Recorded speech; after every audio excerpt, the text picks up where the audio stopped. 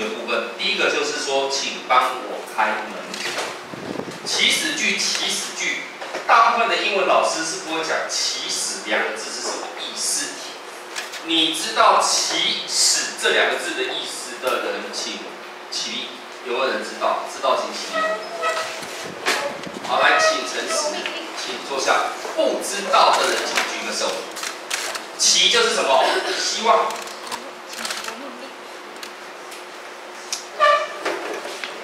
始就是什么意思呢？命令。派遣。所以起始句呢，就是希望你怎么样，或者是我命令你怎么样。凡是这种句子都是起始句。所以起始句里面呢，往往呢，有时候会说命令句，这样知道吗？所以有时候命令句的用法跟起始句是一样的，因为起始句本身就包括了什么东西呢？希望你怎么样，以及命令你怎么样。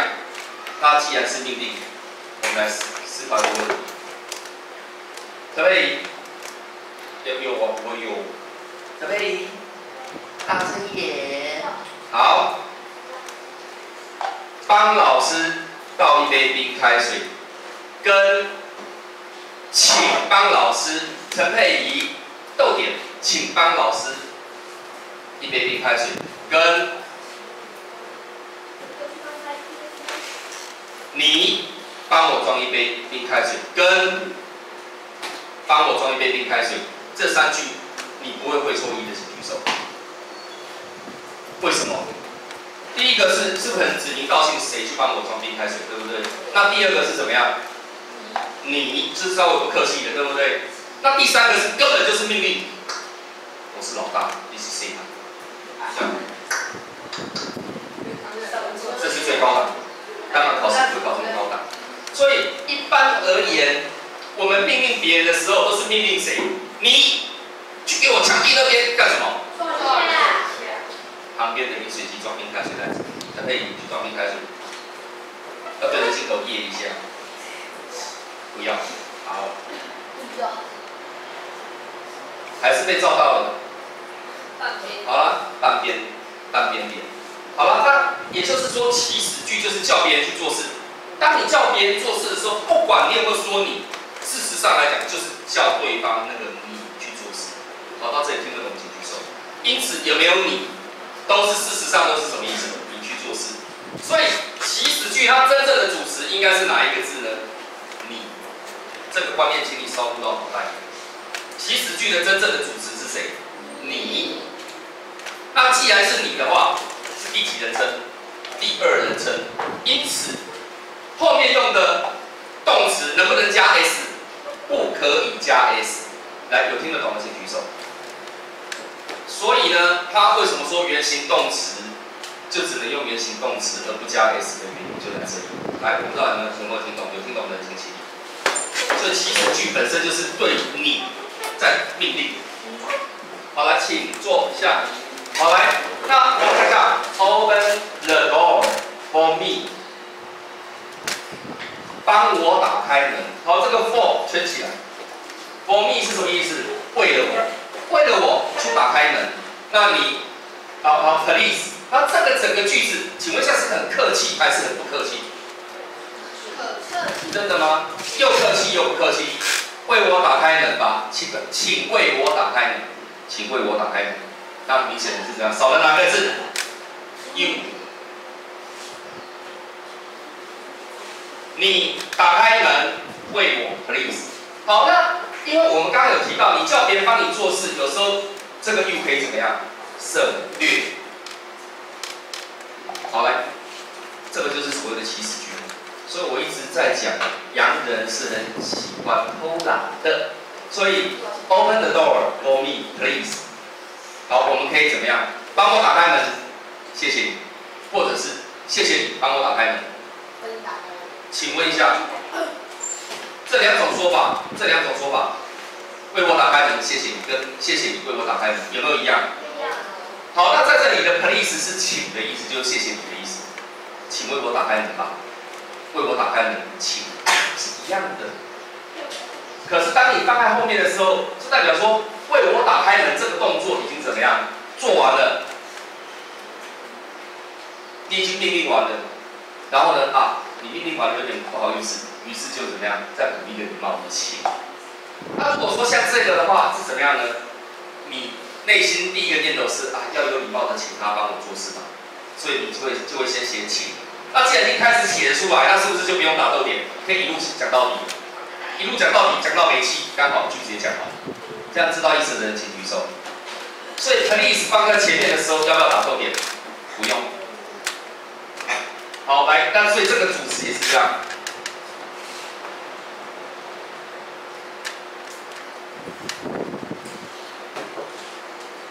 You， please， 请你怎么样？写下 ，sing your name， 写下你的名字。above，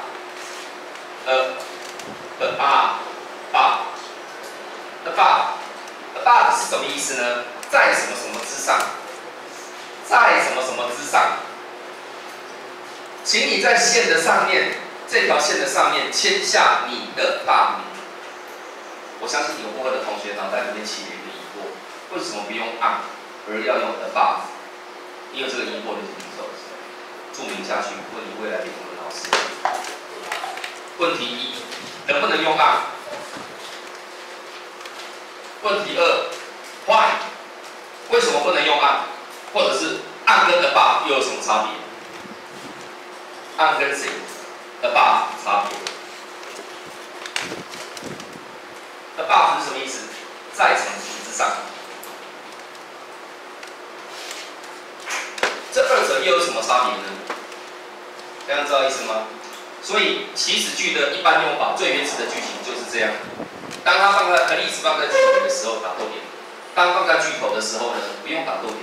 而且 please 一定用原形动词。为什么用原形动词呢？因为是第二人称，因为是命令你去做事，是第二人称。这样知道吗？被你命令的人跟你的相对应关系就一定是你，对不对？听得懂意思吗？好，来按暂停。好，那我们刚刚有提到 please 可以放前面，也可以放后面，还有在听请举手。放后面要打逗点。那我们现在看第一句跟第二句，先不要那么急的翻译。please 放后面有没有打逗点？有。那 please 如果放前面呢 ？OK， 也就是说 please 照样放前面跟放后面的规则仍然存在。那这时候人名，你看哦 ，Marisa， 玛丽莎 ，Marisa 干什么呢 ？Do these dishes after dinner, please。来，少了一个什么 ？You， 看得懂的请举手。你要怎么样？的dish是不是？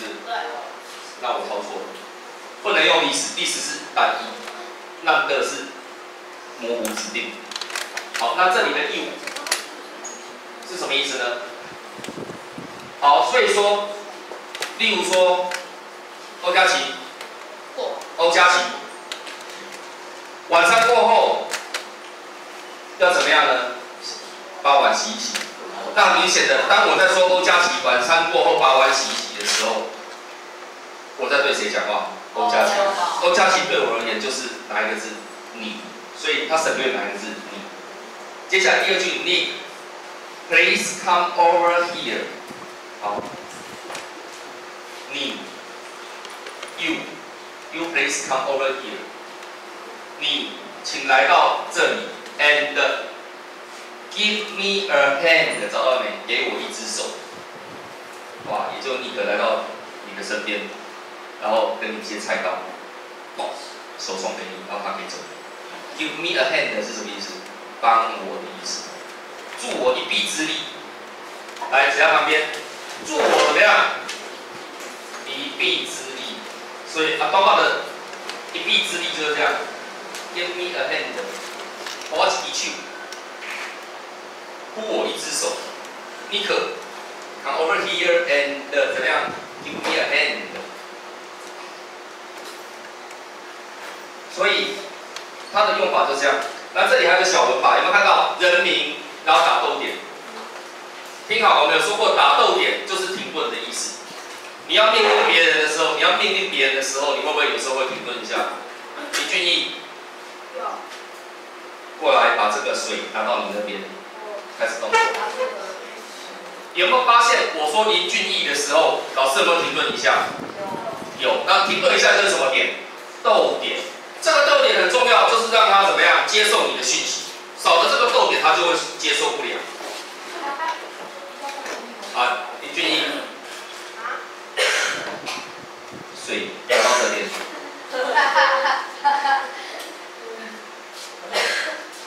好，来，这样听得懂的请起立，就这么简单。好，来按暂停，我们把这个观念烧入到脑袋。下纲要怎么样再做了？请不要再做了。有没有看到？有没有看到？好，就不要再这样子做了。少了一个什么东西 ？You don't ever do that again。原本的句子应该是这样，可是呢，把谁省略掉了？把这个 you 怎么样省略掉？当把 you 省略掉的时候，这个 don't 的 d 就要变成什么写？大写。这样知道吗 ？Do that again 是再一次的意思。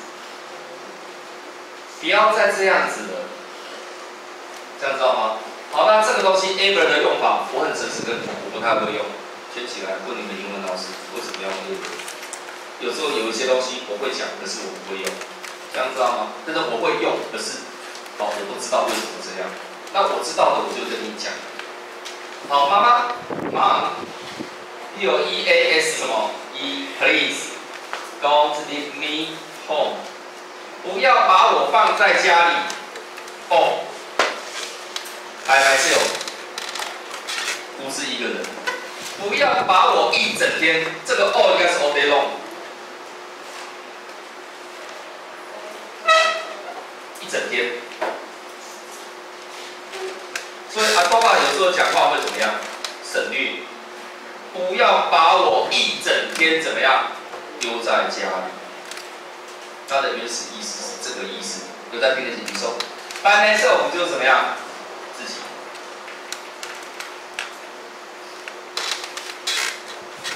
所以少了哪一个字 ？you。看得懂的请举手。因此，它是一个省略用法，这样知道吗？所以起始句不是起始句，起始句。你如果当你知道它根本跟 you 的用法一样的时候，你认为超白痴的信息。有听懂的人请坐下。好，按暂停。怎么样？尤浩展是怎么样？乃至于尤正泰是怎么样？都跟唐诗明一点关系都没有，对不对？对。不对。好，很不对的，请举手。刚刚是两个。还有林宗仪，原来朱文浩、林宗仪他们喜欢的是唐诗明，对不对？对。又不对了，为什么喜欢一个人都不敢好好的讲？真的好奇怪。像我很喜欢我太太。当我们在看这个章节第5单元的标题的时候，你要特别留意，很多孩子为什么会南无阿弥陀就出现，就是巧巧。为什么会是巧巧？同学，因为他们死在哪边？他们死在这里看得懂，这里也看得懂，可这两个组合起来就看不懂，就认为好难哦，不知道是什么东西，算了，我也学不会。你语气的。怎么了？你在讲什么？怎么是娘炮？娘炮，还是猪娘炮，还是林娘炮？林俊逸，人家说你娘炮，家伙，敢说我儿子娘炮，朱文浩，谁娘炮啊？朱何家琪。我保留我的法律是法律。没有，何家琪说我要保留我的好东西。啊。数到2，安静，1、2。直角坐标系跟2元次方程式是怎么来的？如果你是科学家，当你有一个2元次方程式，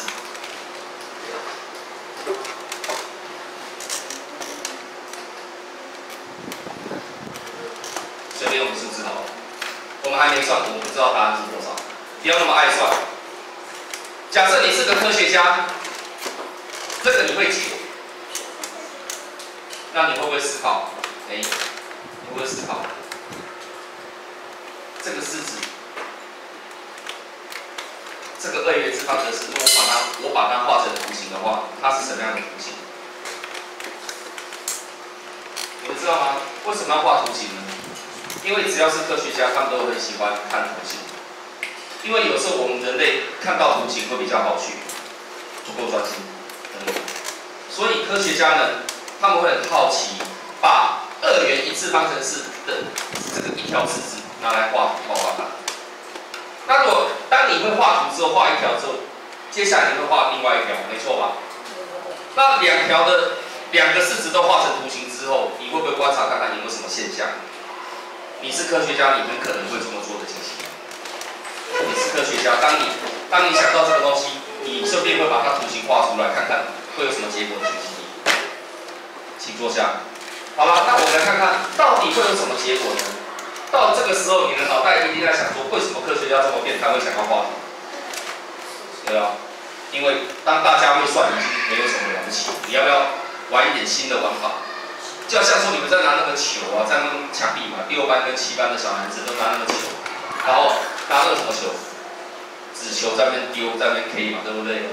然后呢，你们会发现，玩到最后是各式各样版本的纸球都出现了，没错吧？有很小颗，也有很大颗，也有砸下去很痛，也有打下去声音很嘣一声很大声却不会痛的。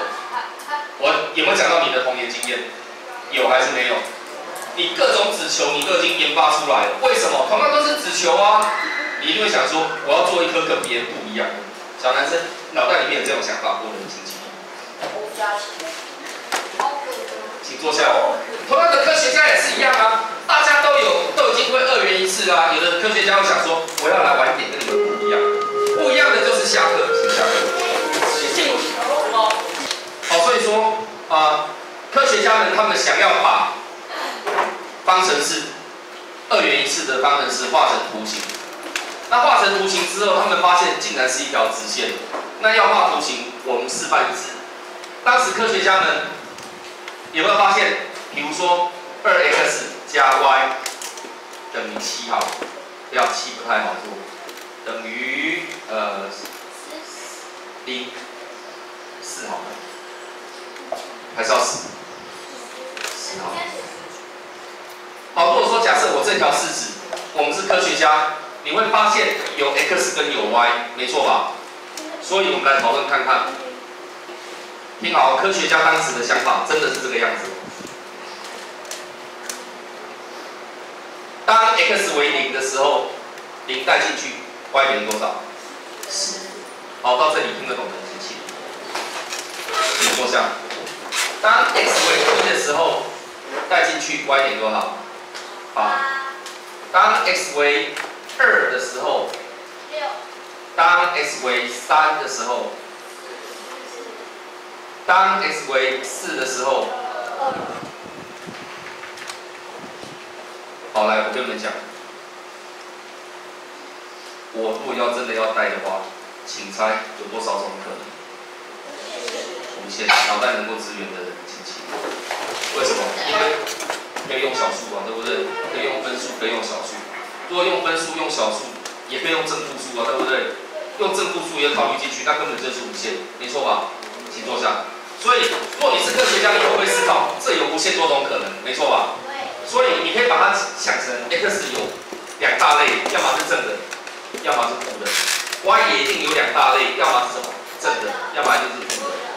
所以画出来的图形，当时的科学家因为要发展这套数学系统，他们就思考，本来我们国小是有学数线 ，x 从0开始，到了再大一点，是不是就出现负号的观念了？对。到这里没问题的，请举手。好，那科学家呢？你要是科学家，你会不会想说 ，x 你已经会了，我们还少一个 y， 你 y 你会怎么设定？你会设定成这样的，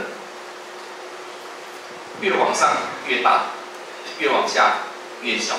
你会这样设定的人请举手。来，这程式有看懂的人请举手。那如果说假设这样设定的话，请坐下，刚好变成什么面？听得懂了吗？刚好是不是就变成平面？换句话说，你会不会想说，这个图形画出来，很可能就会变成平面上的一个东西？会做这样联想的请举手。因此，迫不及待的画画看。当 x 为0的时候 ，y 为多少？10。当 x 为0 ，y 为多少？10。来一点 ，x 为0 ，y 为多少？10。好，来到这里看得懂的，请起立。请坐下。好，那当 x 为1的时候呢 ？x 为1的时候 ，y 为多少？8，大概在这里。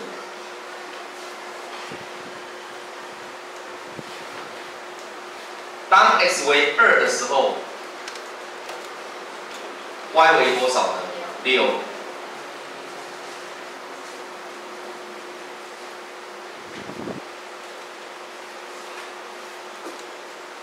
当 x 为3的时候 ，y 为多少？4。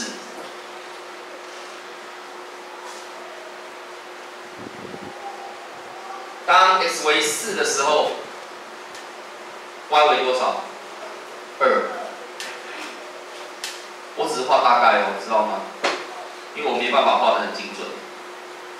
即使是画大概，你会发现，你是科学家的话，你会不会这几个点点，你会把它怎么样连起来？连起来之后，你会发现根本就是一个什么线？直线。因此你会开始产生怀疑了，是不是2元一次方程式就是直线？当年的科学家会不会做这样的推论？可是，一条式子不够，他会不会再故意用别的2元一次方程式再继续画图？你觉得会的，请举手。而且这条直线理论上来讲的话，因为这里有无限多组可能，所以这条直线理论上来讲应该有多长？应该会有很长，听得懂意思吗？无限长。那如果无限长的话，将会遇到一个状况，什么状况呢？我们来看一下这边的 x 是正的，对不对？这是重点哦。这边的 y 也是什么？正的。所以这边这个区域，第一个区域的范围呢，叫做什么呢？正。看得懂的请举手。好，那我们来看第二个区域。第二个区域在这里 ，x 是什么呢？负的。y 是什么呢？正的。第三个区域 ，x 是负的 ，y 呢也是负的。第四个区域 ，x 是正的。林俊逸，请专心。第四个区域 ，x 是正的 ，y 是什么？负的。所以科学家们他们为了沟通方便，就说这里是第一象限。象限的意思是什么呢？区域，这是第一块区域。那这个叫做什么呢？第二象限。你们自修有请。你们先把我的看懂，你自修就看懂。那这个呢？第三象限。要做笔记的人可以说。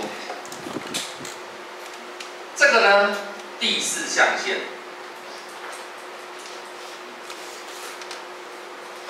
好，那我必须诚实的跟你们讲，我们的这个坐标系统为什么要用这个象？想知道的请举手。你们知道吗？在古代，因为翻译的人是清朝的人，清朝的那一堆神童，他们长大之后翻译的。这堆神童同时了解中华文化，也同时了解阿东话的文化，所以他们翻译的时候，他们用这个象，为什么呢？在古代这个象等于这个象等于这个象，这三个象是同样意思，可是又有一点点不一样。这个象是用在什么东西？跟人有关系的。这个象是用在什么东西？单纯的影像。那这个象呢是什么东西呢？通杀。这个象呢它是动态的。这个象呢是，你看嘛，大象是动物，是 animal， 它可以到处乱跑的，它是属于动态范围的。所以们在用象限的时候，要设定区域的时候呢，用哪一个象会最好？用这个象，这代表说，在这个区域里面，任何一个点它可以到处乱跑。这样知道意思的人请举手。也就代表说，这个区域任何一个点都行，这叫做象限。那限是什么意思呢？限制。所以第一区域可以点点到处乱点，点到满都可以的一个区域叫做第一象限。所以我必须很诚实的跟你们讲，你这辈子解释象限能够像我解释这样这么清楚的，零。因为大部分的老师会不会解释象这个字？那如果说你是读中文系的，你知道这个象，可是你数学不好，你会不会解释？不会。你读数学系的，你中文不够强，你会不会解释？不会。万一你这两个都很强，你还是不会解释，因为你不会把他们两个想在一起。知道意思的请举手。好，我这样讲，我不知道你有没有听懂，有听懂的人请起立。所以象限有几个呢？有4个。第一象限、第二象限、第三象限、第四象限，请坐下。那为什么科学家要规定4个象限呢？因为一个平面，我们之前不是有 x 跟有 y， 那有无限多组可能。所以你是科学家，你就想 x 一定会分布在，要么 x 是正的，要么就 x 是负的，要么 y 是正的，要么 y 是负的。因此，整个排列组合是有几种可能？正正、正负、负正、负负，是不是4种可能？听不懂我的意思的人请举手。那会有这4种可能，会有这4种可能，会有这4种可能。来，我暂停一下，来，全班起立，回想一下 ，OK 的人请坐下，因为我发现有的人宕机了。来，我们按暂停。所以，我们来看看你们的讲义的编排。你听我的课，你大概已经稍微知道什么是2元一次方程式。它可以画图的。可是，如果我是学生，我一定会觉得说，为什么课本我们的讲义要这样编排，对不对？你们有没有发现，讲义写的反正你会觉得好像很难，有这种感觉的请举手。好，来，那我们来思考一个问题：为什么讲义要这样编排？因为如果说，因为你们不是科学家，我是从人性的角度来教。从人性的角度，一定是先发现2元一次问题嘛，对不对？然后接下来想要画图，那画图的时候会遇到正负号的问题，对不对？那接下来是不是做设定，就破解？可是你们知道吗？后来的人在学，他们不是从人性的思考，他们是想说，他们的想法是，如果我们要画图的话，第一步应该要先让学生知道什么坐标，所以呢，他们就开始教坐标。那一开始教坐标就会教这种直角坐标系统，中间为0，这边叫 x， 这边叫 y。那教学生坐标的时候要怎么教？你会不会把它分成4个区块来教？你会的请举手。那因为学生太笨了，所以你会怎么样设定？你会不会先教他们怎么打点？会的请举手。所以你们的讲义有没有先教小孩子怎么打点？有没有？有的请起立。有没有看到？先教你们这个叫做原点，对不对？这个叫 x 轴，这个叫 y 轴，对不对？往这边叫做正，往这边叫做正，往这边叫做负，往那边叫做负，是不是跟你讲？然后呢，有没有看到64页最下面有没有第一象限、第二象限、第三象限、第四象限？有没有？请问一下，他们的编排是按照人性来编排，还是并没有按照人性？并没有按照人性，请坐下。好，来，那我们看一下，按照课本的编排是这个样子的。来，我们看一下哦，直角坐标系统如右图，找到了没？平面上2条相互垂直且有共同原点，来，这2条线，这一条线 x 轴跟这一条线 y 轴，2条线垂直，而且共用一个原点。请问一下，是不是看图说故事？是，凡是这种系统就叫做直角坐标系统。为什么？这里是不是直角？这里是不是直角？这里是不是直角？这里是不是直角？是啊。所以这种系统叫做直角坐标系统。好了，那我们看一下，看水平的线叫做 x 轴或者是横轴。那 Y 的线呢是什么轴呢 ？Y 轴或者是纵轴。我们看到纵的意思是直的意思嘛？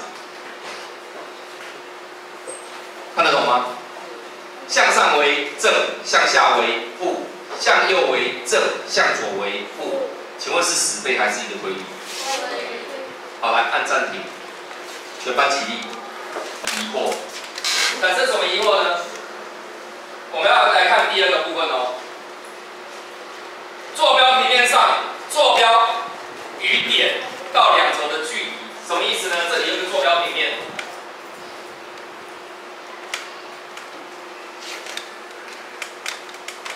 这里有个坐标平面，坐标与点到2轴的距离。好了，这里随便点一个当坐标。P 这一点，有没有看到 P 这一点，来专心一下，这里是重点，因为到我以前就死在这边。P 好，刮弧。好，那这个 P 是代表什么？这一点。这个刮弧是代表什么？它的坐标。它的坐标叫做 A 跟什么呢？ B， 看得懂的请举手。它的坐标叫做 A 跟 B。好了，接下来，那我们来思考一个问题：要怎么记录呢？有没有看第一点？点的坐标如果平面上有点 P， 它的位置是用竖对，有没有看到？竖对2个字圈起来。什么叫竖对？这个就是竖对。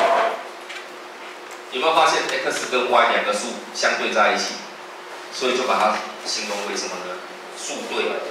那这叫做 P 点的坐标 AB， 可以记录成这个样子。P 点的坐标 AB 坐标，这样知道意思了吗？那其中第一个 A 呢是代表哪一个轴的坐标呢 ？X 轴。B 呢代表哪一轴的呢 ？Y 轴的坐标。 好，那如果说点到2轴的距离，这个点对不对？到2轴的距离，这里是重点哦，这里是重点哦，这里是点到2轴的距离。听好，到2轴，我为什么一直重复呢？因为有的孩子在这里会宕机。到2轴，哪2轴 ？Y 轴跟 X 轴。这个点到 Y 轴的距离，而且是垂直距离的话，最近的距离应该是这条线，没错吧？ 看得懂的请举手。这个点到 x 轴的距离应该是这里，没错吧？看得懂的请举手。好，那这个的距离应该是多少？应该是跟谁有关 ？A 有关。可是抱歉，因为是距离，距离有没有复数？所以要加什么值？绝对值。在这里死亡率90，因为很多孩子忘了加绝对值。 有的孩子不知道为什么加绝对值，因为如果你直接写 A 的话 ，A 可不可能是负数？可能，可是我们要讲的是什么离？距离，所以要加什么值？绝对值。同理可证，另外一边的距离是多少 ？B 加什么值？绝对值。好，来按暂停，提交。直角坐标系统就是这么简单。 换句话说，这段的距离一定是跟谁有关 ？A， 可是 A 可能是负数，所以你要加什么值？绝对值。这段的距离一定跟谁有关 ？B， 可是 B 可能是负数，所以要加什么？绝对值。有一堆你未来的同学会开始乱背，而且还会有些同学就是，反正呢，会碰到 Y 轴的就要找 A， 会碰到 X 轴的跟 X 轴关的就要找 B。他说好像 X 跟 Y 好像颠倒。 未来你就一定会遇到这种同学，你会发现这个东西应该是就事论事还是死背一通？就事论事。所以画图重不重要？重要。老师，我图画的很烂，我管你，那是你的事。好，来，所以我们看一下，全班看这里来，坐标平面上的坐标点到2轴的距离，来看得懂的请举手。点到2轴的距离是这个意思。所以第一个点坐标这个来，全班起立。 还有第1点、第2点，有没有看到？第2点里面还有2个小点，完全都看得懂的人请坐下。来按暂停。坐标平面上看到了没？坐标平面上点的平移，好，这个也是一样。如果你是科学家，你会不会思考一个问题？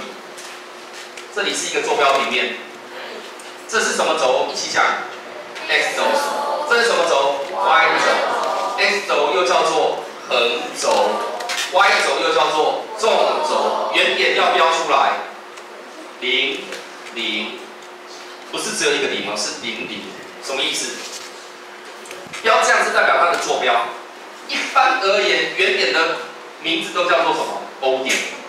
知道为什么原点叫 O 点的，请举手。因为 O 长得很像你，所以就叫做原点。动画就是这样子，不要怀疑。来，先按暂停。